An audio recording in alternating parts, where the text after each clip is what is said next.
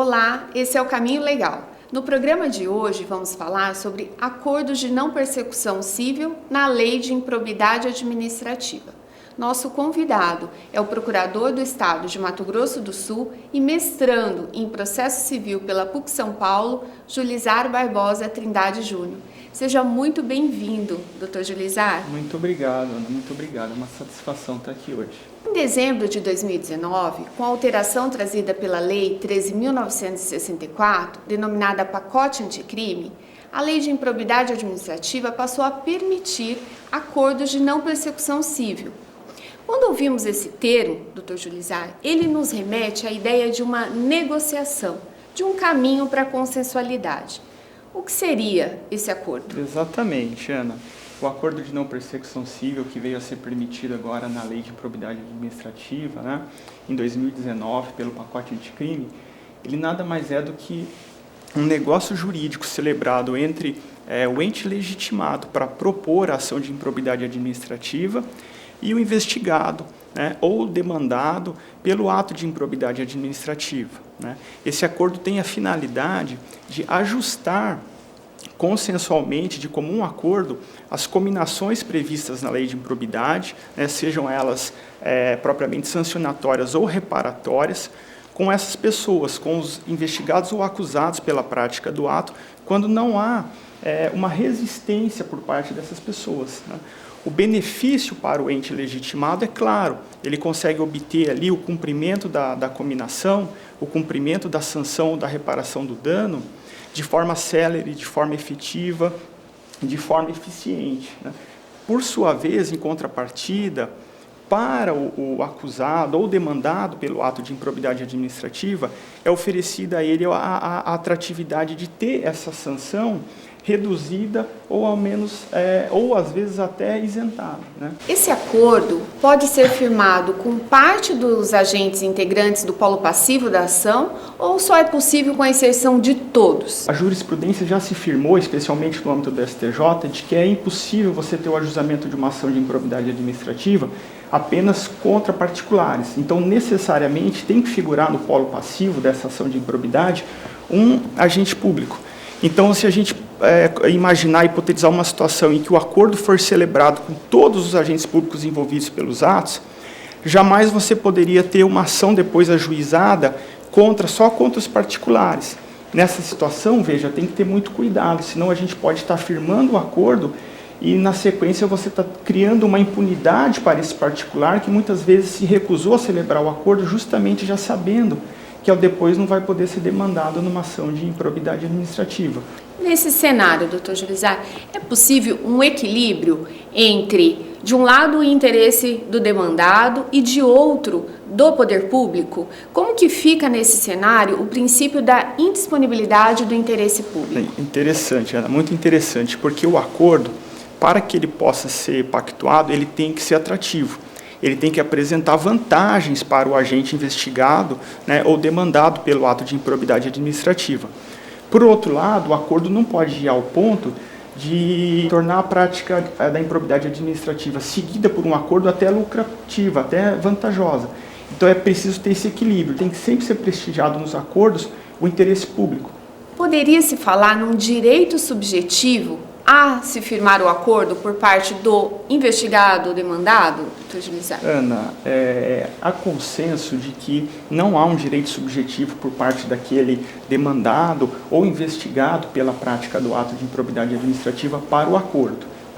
Prevalece a ideia de que celebrar ou não o acordo está dentro do âmbito de discricionariedade do ente legitimado ativo para propor ação de improbidade administrativa. É importante a gente observar que essa margem de discricionariedade ela não pode ir a ponto de tratar imotivadamente situações iguais ou assemelhadas de forma totalmente diversas, Então, a gente não pode, por exemplo, numa determinada situação, eleger o acordo como a medida mais adequada e, em outras situações idênticas, simplesmente recusar esse acordo. Até por uma questão de igualdade e impessoalidade, princípios que regem a administração pública em geral. A Lei de Improbidade Administrativa, que data de 92, ela categoricamente vedava a realização de qualquer acordo ou transação. 27 anos depois, o legislador, por meio do pacote anticrime, propõe e traz a possibilidade de realização do acordo de não persecução civil.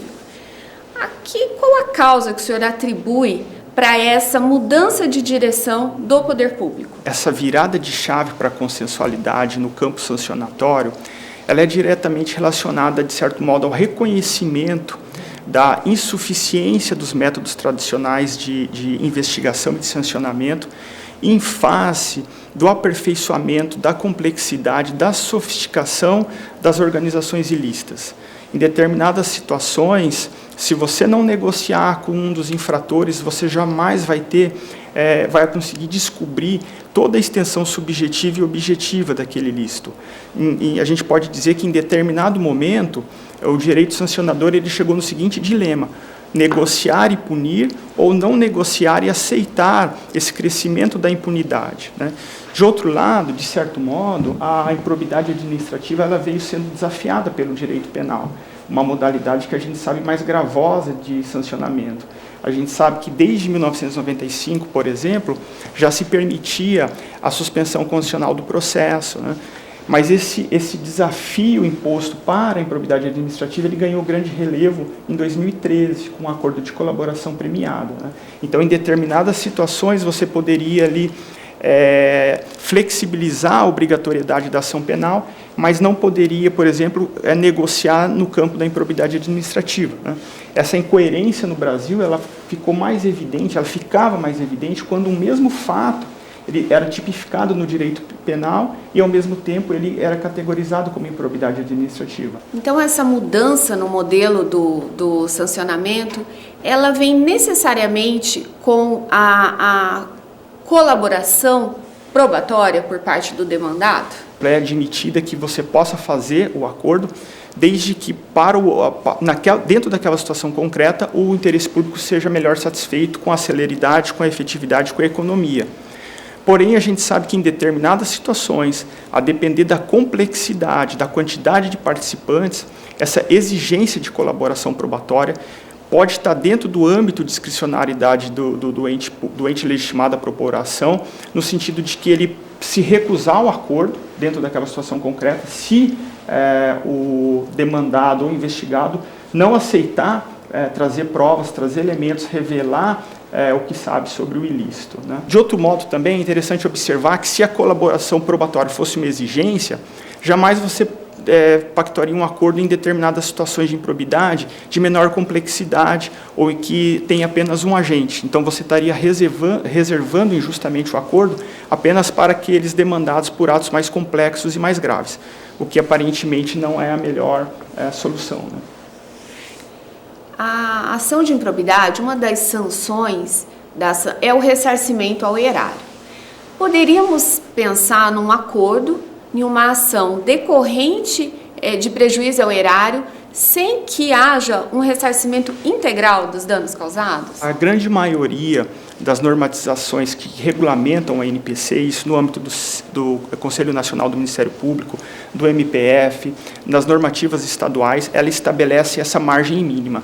Necessariamente, o ressarcimento integral ao erário tem que estar presente no acordo, né? Porém, há uma certa posição divergente, encabeçada especialmente pelo professor Fábio Medina Osório, que diz o seguinte: em determinadas situações, é sim possível abrir mão do ressarcimento integral ao erário. Basta imaginar, por exemplo, uma situação, uma hipótese em que aquele que se propõe a colaborar comprovadamente não tem bens suficientes para ressarcir todo o erário.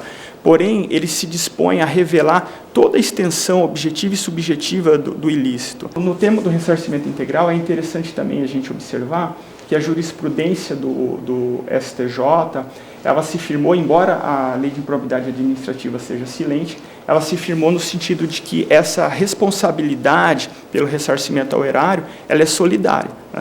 Isso aí é muito relevante para o campo do acordo de não persecução civil, porque se você pode pactuar o acordo com apenas parcelas dos responsáveis ou dos beneficiários, se você exigir a reparação integral total, solidária, sempre do pactuante, você na prática pode inviabilizar o acordo.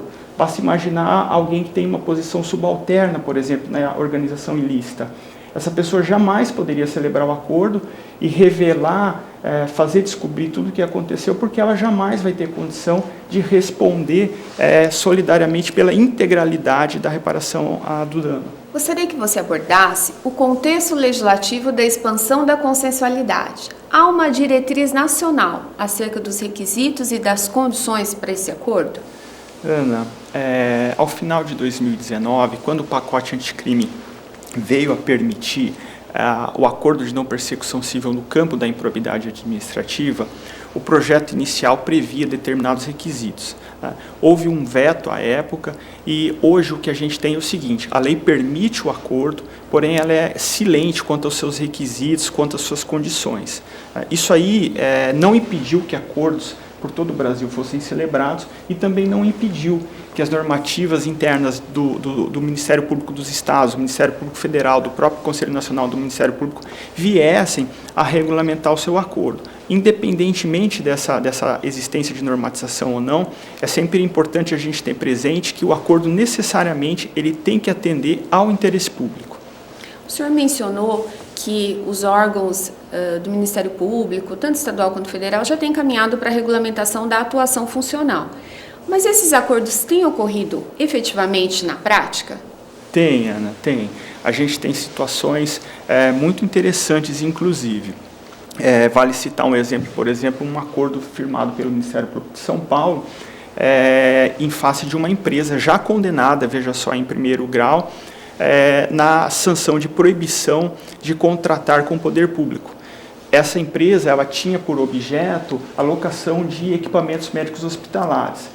Sobreveio a pandemia e toda essa situação justificou ali a celebração de um acordo no curso da ação, isentando essa empresa da sanção de contratar com o poder público. Evidentemente que ali ela reconheceu a prática da ilicitude, ela pagou a multa civil, né, e, em contrapartida, ela ofereceu respiradores pulmonares à municipalidade com a qual antes ela havia contratado sem licitação. Há um limite, uma fase processual, limite para se firmar o acordo? Boa parte da doutrina defende, e há também normatizações nesse sentido, de que o acordo ele somente pode ser celebrado até a contestação, né? Você teria aí, de outro modo, você estaria admitindo um comportamento contraditório, de má-fé, protelatório daquele que se recusa a celebrar o acordo no momento inicial, porém ele só aceita o acordo depois de uma instrução processual que lhe é desfavorável ou mesmo após uma condenação. O que é importante observar, Ana, não é prefixar abstratamente momentos para a celebração do acordo. É compreender que o acordo poderá sempre ser celebrado desde que atenda, desde que seja satisfatório, né, a tutela da probidade administrativa e seja interessante para o interesse e atenda ao interesse público, né. Há mudanças relacionadas ao acordo de persecução civil trazido pelo pacote anticrime? Ana, a lei sancionada, ela felizmente mantém a figura do acordo de não persecução civil no campo da improbidade administrativa, porém ela traz uma importante alteração. Ela restringe a legitimidade ativa para a propuração de improbidade administrativa ao Ministério Público. Desse modo, a partir de agora, os acordos serão celebrados unicamente com o Ministério Público. Isso, evidentemente, não dispensa a participação da pessoa jurídica interessada, né, que poderá trazer ali informações relevantes, especialmente sobre a extensão do dano. A lei também agora ela exige necessariamente a homologação judicial para todos os acordos, independentemente deles terem sido celebrados no curso da ação ou mesmo numa fase pré-processual, que é antes do ajuizamento da ação de improbidade. Obrigada por sua participação no Caminho Legal. Eu que agradeço, Ana. Sempre uma satisfação estar com você. No programa de hoje, falamos sobre a expansão da consensualidade por meio de acordos de não persecução civil na Lei de Improbidade Administrativa. Para assistir a esse e a outros programas, aponte a câmera do seu celular para o QR Code na tela. O Caminho Legal é produzido em parceria pela Assembleia Legislativa e a Consultoria Legislativa do Governo do Estado de Mato Grosso do Sul. Até o nosso próximo programa.